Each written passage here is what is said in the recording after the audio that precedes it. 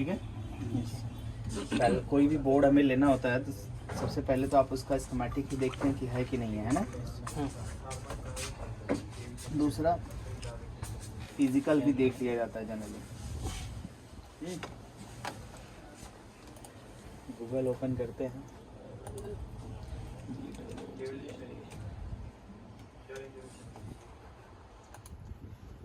LA-A99992P schematic, ठीक है। ये बोर्ड से बहुत पुराने हो गए हैं, मतलब फोर्थ जनरेशन में होंगे, लेकिन हाँ आपके पास फ्रिक्वेंटली रिपेयर होने के लिए आएंगे, ठीक है। और इनको डायग्नोज करना, अगर आप सही तरीके से डायग्नोज करें ना तो बहुत टफ नहीं होता। ईजिली आप रिजल्ट तक पहुंच जाएंगे कि ये रिपेयरेबल है या नहीं, रिपेयर हो सकता है या नहीं हो सकता है, वो सारी बातें, ठीक है।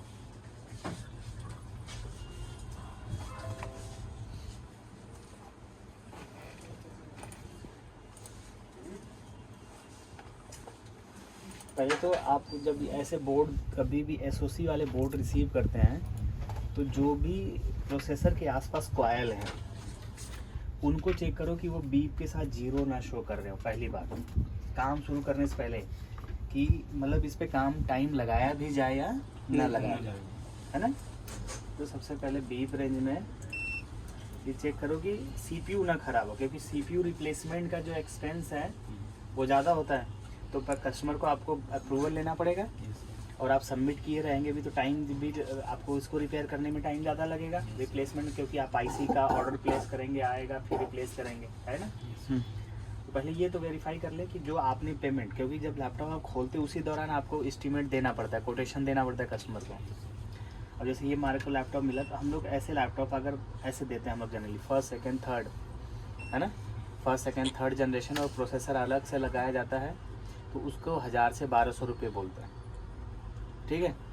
1000 से 1200 और मैक्सिमम खर्चा उसका 2500 है, क्योंकि PCH इनबिल्ड होता है, PCH बेस्ड होता है। PCH आपकी आती है 1200 से 1500 का, उसको रिप्लेस कर सकते हैं, नया लगाते हैं। या अगर आप पुराने बोर्ड से, डोनर बोर्ड से लगाते हैं तो आपका टाइम ज़्यादा लगता है, तो 1500 रुपये में भी हम उसको रिजॉल्व कर लेते हैं, ठीक है। तो ये सीधे सीधे अब आता है SOC वाला बोर्ड, और जनरेशन वाइज पेमेंट भी जनरली लिया जाता है। अब ऑन बोर्ड SOC है, नॉर्मल पोजीशन ये होती है कि नो पावर में है तो 1500 मान के चलते, 1200 से 1500, और नो डिस्प्ले में है तो किस वजह से है ना, प्रोग्रामेबल आयो है और बायोस को एडिट करना पड़ रहा है तो कम से कम 2000 का खर्चा, ठीक है। और अगर SOC ख़राब है इन दैट केस तो खर्चा ज़्यादा हो जाता है, ऑलमोस्ट बोर्ड का हाफ प्राइस से ज़्यादा ही हो जाता है, क्योंकि SOC जब आप खरीदेंगे तो नया खरीदना पड़ेगा, ठीक है। और बोर्ड जो मार्केट में मिलते हैं वो रिफर्बिश्ड मिलते हैं, तो प्राइजेज क्योंकि कंपेयर ऐसे ही करते हैं लोग। और अगर आपके पास पुराने बोर्ड हैं उस पर SOC ठीक है तो वहाँ से क्या आप यूज़ कर सकते हैं अभी। और हम लोग हमेशा यूज़ करते हैं कि एक बोर्ड रिपेयर करते समय हम लोग हमेशा डोनर बोर्ड का इस्तेमाल ही कर रहे होते हैं ना। देखो एक बोर्ड रिपेयर करना है तो हमने 2 डोनर बोर्ड्स भी ले रखा है, क्लियर। अब इसमें सबसे पहले ये देखेंगे कि कोई कॉइल शॉर्ट ना हो CPU के पास वाले, जिसको CPU कोर हो सकता है या CPU GFX, ये शॉर्ट नहीं है। दूसरा और कौन सी कॉइल है CPU के पास, देखो यहाँ पर भी कॉइल आ रही है, ये भी शॉर्ट नहीं है। और मेन बायोस का पिन नंबर 8 शॉर्ट ना हो, सस वोल्टेज है ना, शॉर्ट नहीं है।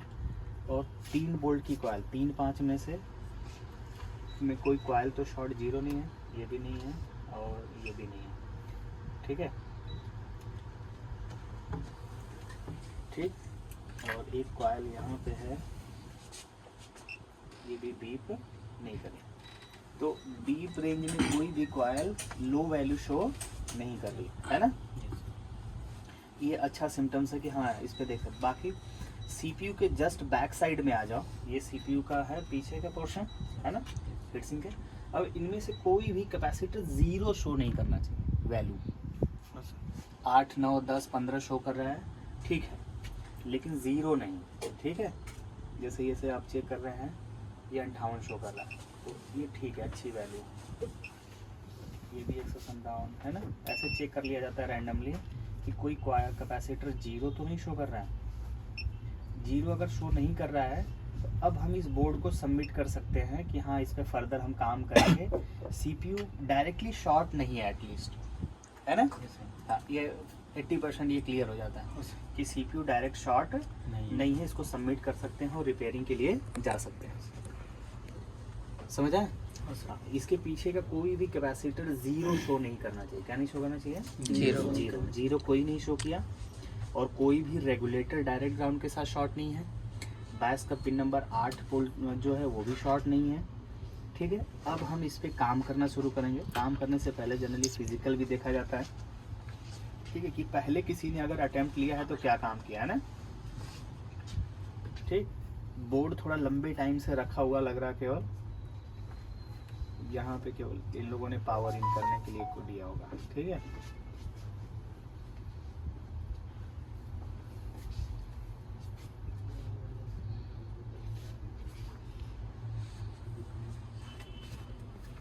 ओके। अब हम पावर इन के लिए जाएंगे। ठीक, अगर हमारे पास डीसी जैक नहीं है तो डीसी जैक के पास अक्सर कॉइल देखने को मिलता है हमारे को। और वैसे भी देखें तो ये पता चल जा रहा है कि मॉसफेट पीक्यू ये फर्स्ट मॉसफेट होगा, क्योंकि कॉइल से यहाँ, फिर ये सेकंड मॉसफेट यहीं दिख रहा है। ये आपका करंट सेंसिंग वाला रजिस्टर हो गया है ना, PR 103। ये चार्जिंग वाला होगा। फिर ये वाला जो PR दिख रहा है ये चार्जिंग लाइन का होगा। ठीक है, तो ये बीप कर रहा है नहीं, ठीक है, यानी कि लाइन ओके है। अब हमें क्या करना है, इसमें पावर देना है। ठीक है, और एक बार थोड़ी आईसी देखो, ये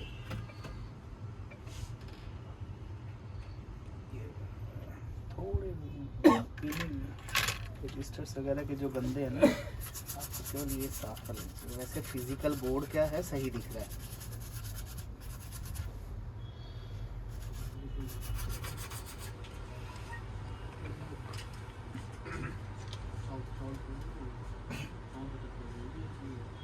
किसी की सांसें इतनी तेज चल रही जैसे वो खड़े खड़े सो रहा हो।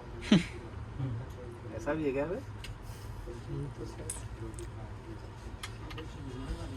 जिराफ की फैमिली का तो कोई है नहीं।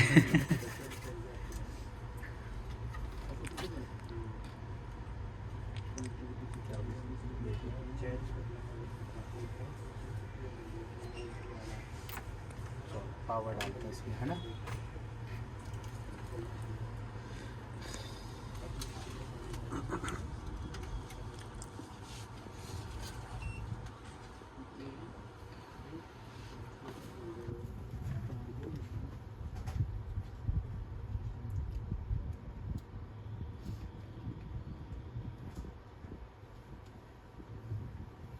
फैन चालू कर, चल रहा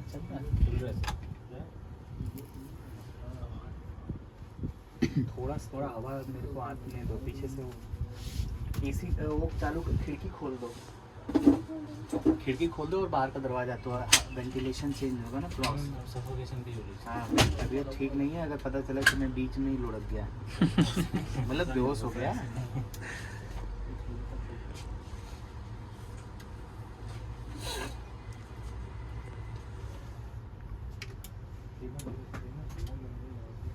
बारह तो लोड ले रहा है, इसका मतलब ये है कि पावर इन सही हो रहा है। समझ रहे हैं? अगर देखा जाए, देखो ये चार्जिंग आईसी है PU 101। अब पहले तो करंट सेंसिंग रजिस्टर पे ही देख लेंगे वोल्टेज आ रही है कि नहीं आ रही है। DC रेंज में तो वोल्टेज पूरी पार हो रही है ना। तो एक बार चार्जिंग आईसी का पूरा डिटेल चेक कर लेंगे, है ना। ये है चार्जिंग आईसी मशीन में प्रॉब्लम, है ना। चार्जिंग आईसी में सबसे पहले आपका Vin आना चाहिए। देखो यहाँ ये जो Vin पावर है, यही इसमें कहीं ना कहीं Vin 20 नंबर हाँ 20 नंबर पे देखो, इस डायोड से होते हुए 20 नंबर। तो डॉट यहाँ पे है 5, 5, 10, 15, 15, 20।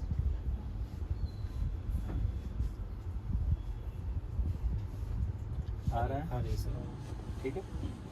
20 नंबर पे ये कैपेसिटर 20 के बाद वी इन के बाद AC डिटेक्ट 6 नंबर। 6 नंबर कितना आना चाहिए? 2.2 से लेकर 3.4, ज़्यादातर 2.6 2.7 आता है। ये ठीक है। 2.6 ठीक है सर। फिर REGN आना चाहिए, पिन नंबर 16 ऊपर 5 15 16 ये आ गया यहाँ। 6 वोल्ट। ओके है। Yes sir. उसके बाद सीधे सीधे ये आउट करेगा AC ड्राइव 4 नंबर से। Yes sir. 1 2 3 4। आप अगर दारू शराब पीते हो तो छोड़ दीजिए, क्योंकि पिन नंबर 4 चेक करने में अक्सर पिन क्या हो जाती है? शॉर्ट। हाथ कांप गया तो है ना? Yes sir. हाथ स्टेबल होना चाहिए। ठीक है। 24 वोल्ट आ रहा, 25 वोल्ट ठीक है एकदम सही है। फिर उसके बाजू में 3 नंबर पे वही सेम चीज़ वापस आएगी, CMSRC 19 वोल्ट 19 ठीक है। ACP ACN पिन नंबर 1 और ये है ना? यस तो यहाँ पे देख लेंगे। ठीक है, यहाँ तक मामला हमारा ठीक है। उसके बाद पिन नंबर 5 यहाँ पे 3.2 वोल्ट आने लगे, AC प्रेजेंट। ये वाला पोर्शन पूरा चार्जिंग IC का पहला वर्क डन हो गया। पहला काम होता है सप्लाई को अंदर ड्राइव कराना। तो इसका पहला वर्क एकदम परफेक्टली सही हो रहा है। Clear? Yes sir. First step done.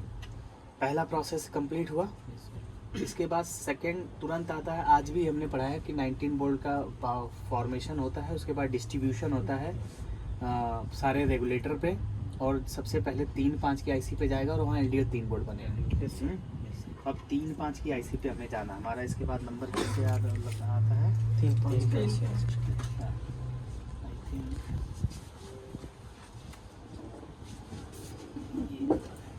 No comments. गलत दिमाग में बैठ गए। ठीक है। ये होगी IC PU 301 दिख रही है। इसको भी साफ कर देते हैं।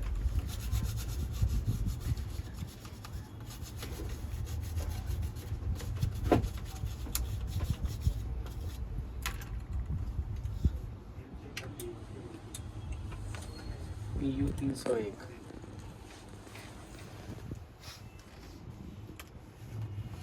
ये है।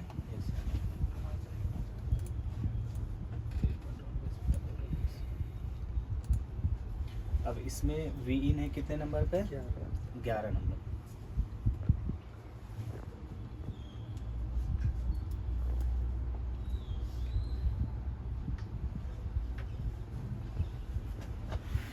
एक दो तीन चार पाँच नंबर से 11।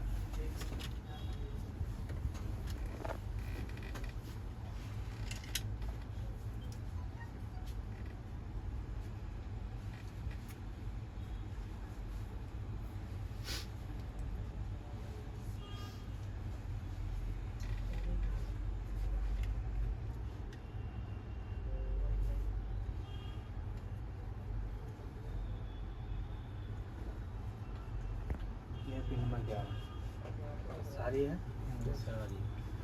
उसके बाद इनेबल LDO है पिन नंबर 12, जस्ट इसके बाजू में पिन नंबर 12 इनेबल LDO आ रही है।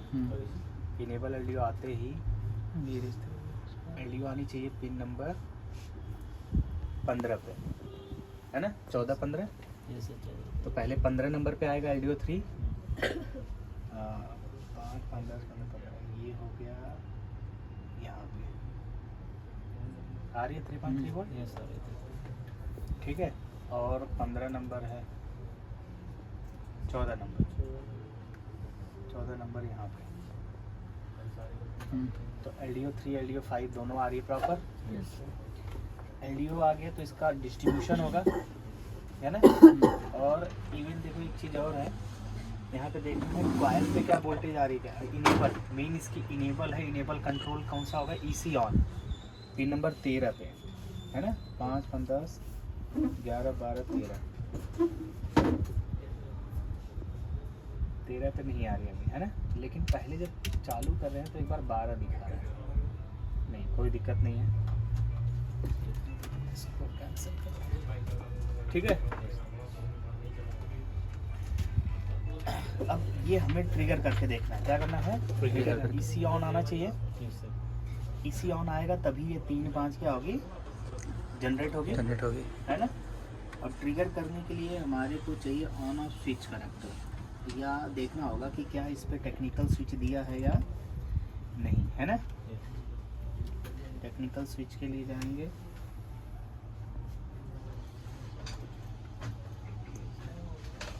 वैसा स्विच नहीं दिख रहा है तो ये देखेंगे यही होगा शायद, टच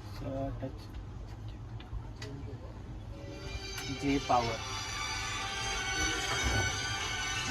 1 लिखा है, ये power on. JPWR1। यहाँ पे हमने एक वायर जोड़ लेंगे ट्रिगर कराने के लिए। वायर ऐसी आपके पास होनी चाहिए, ये वायर पता है वो है केबल है, डिस्प्ले केबल है।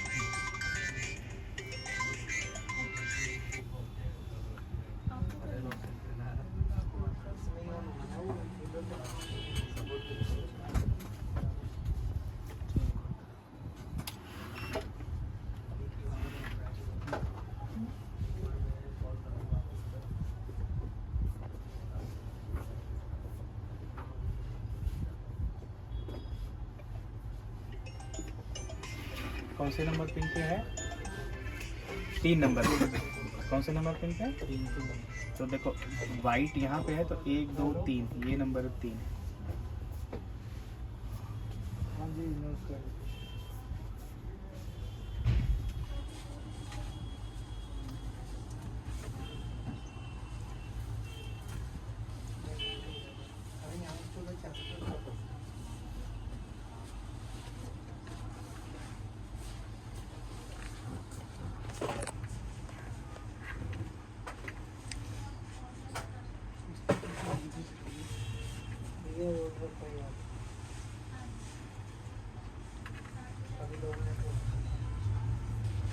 फोन कर रहा हूँ भाई रिटर्न में।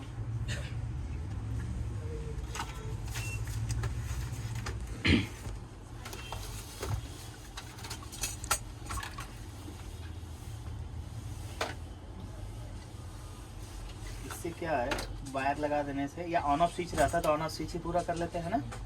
ऑन ऑफ स्विच लगा कर कि यहाँ पे इसी ऑन सिग्नल आप आराम से चेक कर सकते हैं, और कहीं पे भी ग्राउंड से इसको कनेक्ट करके ट्रिगर करा सकते हैं, राइट। एक बार फिर मदरबोर्ड में पावर दे लेते हैं। ये छोटी छोटी चीज़ें आपको क्या हो ना, मतलब तरीके पता होना चाहिए कि हमें कैसे इस बोर्ड को हैंडल करना है ना। कंफ्यूज होता है कि सर ट्रिगर कैसे करूं, है ना। जब ही पीछे करके डायोड रेंज में लाकर ट्रिगर कर रहा हूँ, फिर ऊपर पलटी मार रहा हूँ, बोर्ड उतने में ऑफ हो जा रहा है, ऐसा तमाम इशू। तो ऑन ऑफ स्विच आप यूज़ करो, ऑन ऑफ स्विच आपके पास आएगा तो पूरा तो बोर्ड ही होगा ना, पूरा कंप्लीट मशीन ही होगी। या इस तरीके से जंपर वायर यूज़ करो। अब इसका पिन नंबर कितने पे आना चाहिए था, 13 पे ना। 13 पे हम रखेंगे, ये है 13 पे, और ट्रिगर करो तो बोर्ड ही ट्रिगर हो गया बे। हैं? क्या दिक्कत थी, चलो अभी देखते हैं। पावर ऐसा से नहीं बन रहा था उससे। अबे मैंने तो खाली साफ किया, चलो बोर्ड ट्रिगर हो गया। हाँ जी, हाँ ट्रिगर हुआ और 325 तक लोड जा रहा है। तो अभी देखते हैं कि पावर कोर तक तो बन जाए, पावर सारी बन जाएगी, है ना। चलो बन गया तो अच्छी, वो चालू हो गया तो अच्छी बात है। 3-5 यानी कि ये हो गया, देखो 3 वोल्ट, ये हो गया 5 वोल्ट, ये 3-5 की कॉइल हो गया, और यहीं पे कन्वर्जन आईसी है ना, दिख रही है। Yes. तो कन्वर्जन आईसी को अगर ध्यान से देखा जाए तो पिन नंबर 1-2 इनपुट होता है, और साथ के साथ इधर आउटपुट मिल जाएगा आपको, मिल रहा है। यहाँ 7-8 6-7 यहाँ इनपुट, और साथ के साथ यहाँ आउटपुट। ये कन्वर्जन 3-5 भी बन रही है, और 3-5 का कन्वर्जन भी हो रहा है। यहाँ है रैम का, हो सकता है ये देख लेते हैं। यहाँ पे कितना आ रहा है इसको, 1.35 यानी DDR3L DDR3L. है ना। Yes, sir. ये ठीक है, यहाँ पे पावर बन रही है। एक कॉइल ये है ना, यहाँ पे चेक कर लेते हैं। यहाँ पे 1.05 PCH की बन रही है, ठीक है। और ये होता है CPU कोर, ये भी बन रहा 1.7 वोल्टेज बन रही है ना। है। हाँ सर। अब इसके बाद हम लोग एक बार वाईफाई कार्ड के पिन नंबर 22, वाईफाई कार्ड कहाँ लगता है, यहाँ लगेगा। ये वाईफाई कार्ड का पिन नंबर 22 का मतलब कट से तीसरा, यहाँ पे PLT बन रही है, ये होती है PLT, हाँ सर। ठीक है। PLT तक बन गई, यानी कि अब रैम की पावर पूरी बन गई ना, ठीक है।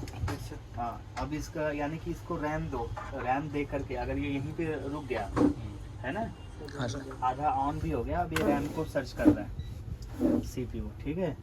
CPU ओवरहीट भी नहीं हो रहा, अगर कुछ प्रॉब्लम होती तो अब तक गर्म होके बंद हो गया होता, ठीक है। नहीं मिल रहा है वो सब स्क्रैच है वहाँ पे होगा। DDR3 मैं क्या रैम, मुझे भेज रहा कर दे रहा। Thank you. नहीं रैम नहीं मिला, रैम उधर से ही नितिन बना। भाई DDR3 रैम दे दो अपनी वाली। यहाँ होगी नहीं, रोड में होगी आपके। अच्छा, सर एक बार ये लगा के देखना। DDR3 रैम मिल गई मेरे को जनाब। DDR3 रैम लगाते हैं इसमें।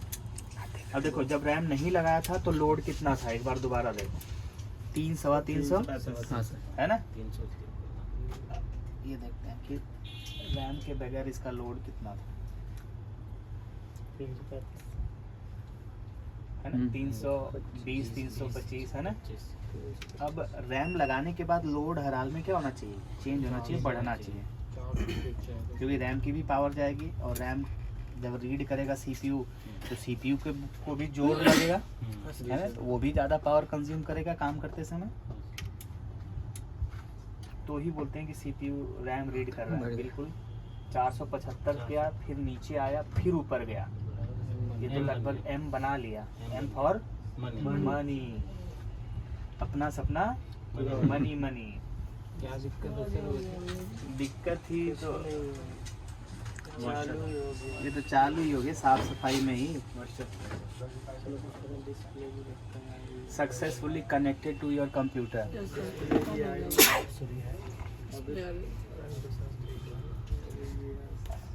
कहने का मतलब ये है कि अगर आप चीज़ों को सही तरीके से हैंडल कर रहे हैं, है ना, ऐसा भी होता है ना चमत्कार, ठीक है। हाँ सर। थोड़ा भी बरस मार देने तो भी होंगे। हाँ, कई बार ऐसा भी होता है, केवल हमने चार्जिंग IC को साफ किया था। तुमसे भी हुआ कितनी बार? तो ऐसे ही मैंने निकाल दिया था। बहुत सही। ये बोर्ड को करते हैं साइड। अब एक और बोर्ड ऐसा है तो उसको भी देख लेते हैं, है ना, साथ के साथ ही।